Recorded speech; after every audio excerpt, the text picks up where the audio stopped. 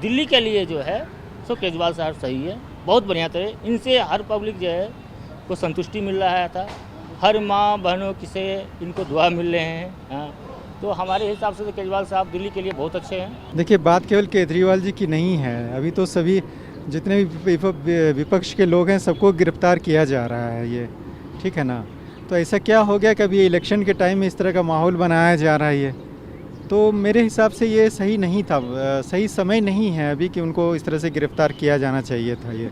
देखिए ना, सभी को अब उधर हेमंत सोरेन को गिरफ्तार किया गया, दिल्ली में आपके बहुत सारे लीडर्स को गिरफ्तार किया जा रहा है और लोगों के पीछे तलवार लटकी हुई है ये। तो ये तो विपक्ष को कमज़ोर किए जाने की साजिश हो रही है ना ये। वो चाह रहे हैं कि मैं अकेला ही लड़ूं, मेरे सामने वाला कोई अपोनेंट ही ना रहे। तो ये माहौल एक तरह से लोकतंत्र के लिए सही नहीं है।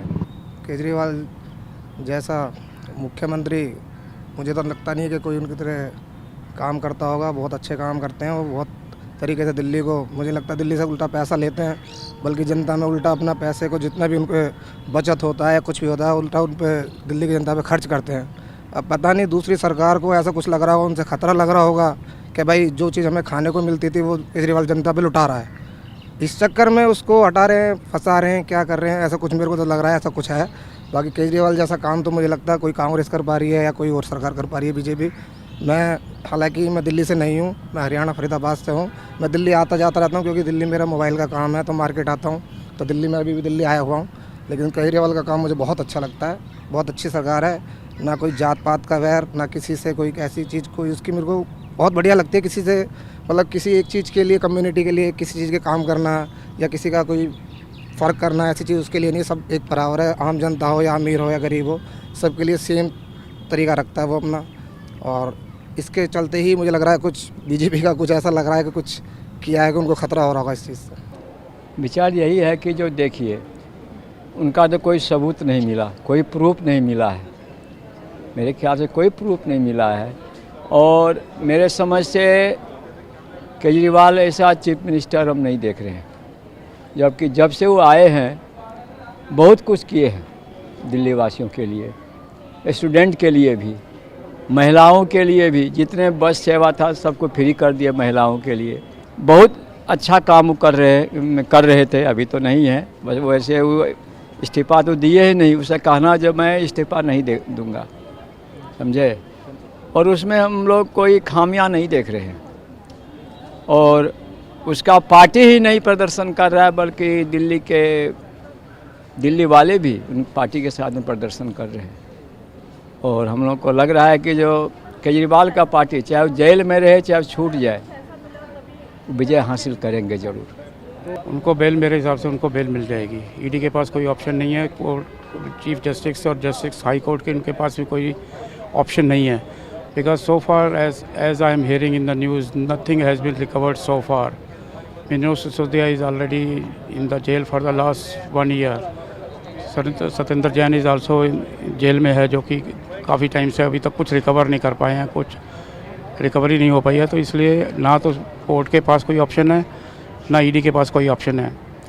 ये तो हाई लेवल पे सेंट्रल गवर्नमेंट की तरफ से प्रेशर पड़ा हुआ है गवर्नमेंट एजेंसीज़ को, तो इसलिए उनको समहाउ और the other on the one और दी अदर प्रिटेक्स्ट उनको अरेस्ट करना था, वो उन्होंने कर लिया है। बट अंदर से सब लोग समझते हैं कि फैक्ट क्या है और फैक्ट क्या नहीं है।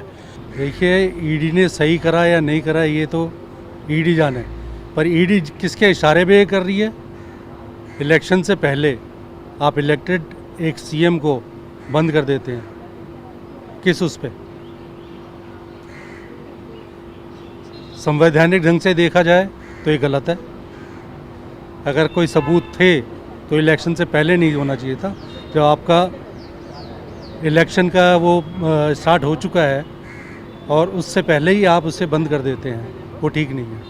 ये सब जग जाहिर है, सबको पता लग रहा है।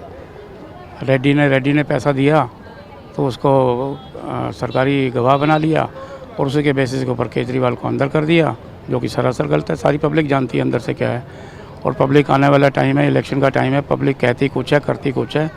जब वोट देने का टाइम आता है तो तब सबक जिसको सिखाना होता है उसको सबक सिखाया जाता है, चाहे वो बीजेपी हो चाहे वो और कोई पार्टी हो। उनको क्या जांच में क्या उनको पाया गया ईडी को, ये तो हम लोग नहीं जानते हैं, लेकिन जहाँ तक मुझे लग रहा है जो उनको गलत केस में जैसे फंसाया गया है, गलत इल्ज़ाम फंसाया गया है। वैसे देखा जाए तो केजरीवाल साहब ने बहुत अच्छे काम किए हैं दिल्ली के अंदर में, और उन्होंने स्कूल को भी बेहतर बनाया है, अस्पताल को बेहतर बनाया है, बिजली में जो है 200 यूनिट फ्री किए हैं, यानी कि दिल्ली के लिए उन्होंने बहुत अच्छा काम किए हैं। सर सबसे बड़ी बात मैं बता दे रहा हूँ कि जो इलेक्टोरल बॉन्ड का ये तो बहुत बहुत बड़ा घोटाला है, समझ गए ना, ये बहुत बड़ा घोटाला है। एक तरह से कह सकते हैं जो सुभाष चंद्र बोस ने कहा था ना कि तुम मुझे खून दो मैं तुझे आज़ादी दूंगा, आज ये जुमला बन गया है यहाँ पर कि तुम मुझे चंदा दो मैं तुझे धंधा दूंगा। तो ये तो बहुत बड़ा, आप उसको स्टडी करेंगे ना कि ऐसे ऐसे कंपनियों ने वहाँ पर चंदा दिया हुआ है जिनका कि प्रॉफिट नहीं है, उनके अच्छे दफ्तर नहीं है, उनका प्रॉफिट शायद 2%, 5%, 10% नहीं है, उन्होंने मोटा मोटा चंदा दिया। कहाँ से दिया है? दूसरी बात कि आज उन्होंने चंदा दिया है, कुछ दिनों के बाद उनके पास जो है कि उनका ईडी का रेड होने वाला था, या ईडी का रेड होने के जस्ट बाद उन्होंने चंदा दिया। इस तरह की बहुत सारी बातें सामने आ रही है, ठीक है, इस पर खुल के कोई नहीं बोल रहा है। सबसे बड़ी बात क्या है कि जो सबसे बड़ा जो देश के जो मीडिया है उन्होंने इसको कभी उन्होंने उत्तरदायित्व तो नहीं लिया कि इसको प्रॉपर तरीके से जनता के सामने में लाए। वो तो लिपापोती करने के चक्कर में रहती है इसको। ये तो ये बहुत बड़ा घोटाला है ये सर, ये इलेक्ट्रल बॉन्ड का जो घोटाला हुआ है बीजेपी जो ने किया है। आज एक बात सोचने वाली बात, सोचो ना, आज SBI कहती है क्या 12 तारीख को जब उनको देना था, वो बोल रही है CJI को बोल रहा है, चीफ जस्टिस सुप्रीम कोर्ट के बोल रहे हो क्या कि हम दे नहीं सकेंगे। जब उनके गले में हाथ डाला तो 24 घंटे में कैसे निकल गया? जो काम वो बोला मैं 6 महीने बाद में करूँगा, यानी जून में करने वाला हूँ, तो अचानक कैसे हो गया? इसका मतलब है कि बहुत ताकत लगाया गया कि इसको रोका जा सके। तो बहुत बड़ी साजिश है ये, बहुत बड़ी साजिश है ये। देखिए ये लोग तो कोशिश में पूरा हैं जो उसका सरकार को गिराने की थी में है, लेकिन बीजेपी वाले के ही है, जितने विपक्षी है सभी को तोड़ने में लगे हुए हैं। ये सोचते हैं जो पूरा देश में मेरा ही राज चले। जब तक कि अपोज में एंटी पार्टी नहीं रहेंगे तब तो और मनमाना करेंगे ही। इसका कहना है जो कोई पार्टी नहीं रहेगा तो मेरा अपोज कौन करेगा? खुलायाम हम करेंगे, जो मर्जी सो करेंगे। पैदाइशी मेरी दिल्ली की है। जो पिछले 10 साल में यहाँ से सांसद जीत के आए उनमें से कितनों ने काम कराया? और पिछले 7 जो थे उनमें से 6 बैठा दिए उन्होंने, क्योंकि करा ही नहीं है कुछ। अगर वो करते तो CM को नहीं करने देते, तो कैसे चलेगा? CM काम नहीं कर रहे जी, हम काम कर रहे हैं, करना तो दिल्ली में ही है, लोगों को बेवकूफ़ बना रहे हैं। अगर केंद्र काम करना चाहती तो उनके सांसद थे, क्यों नहीं करा उन्होंने? क्यों उन 6 को बाहर निकाला गया? 2 दिन पहले ही गौतम गंभीर कहता है कि जी मैं तो छोड़ रहा हूँ। क्यों छोड़ रहा है? उसे मालूम था कि उसने काम नहीं करा है। ऐसे और भी हैं जिन्होंने काम नहीं करा था, ऐसे ही हंसराज हंसता। उससे पहले भी जीत के आए। इस दिल्ली में पहले गौतम गंभीर से पहले प्रकाश गिरी थे, उन्होंने क्या काम कर लिया? उनसे पहले संदीप दीक्षित थे, उन्होंने काम करा। उससे पहले जो थे उन्होंने फिर नहीं काम करा।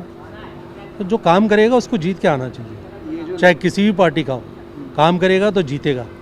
लोगों को बेवकूफ़ बनाना छोड़ दो, काम करो, लोगों के लिए काम करो।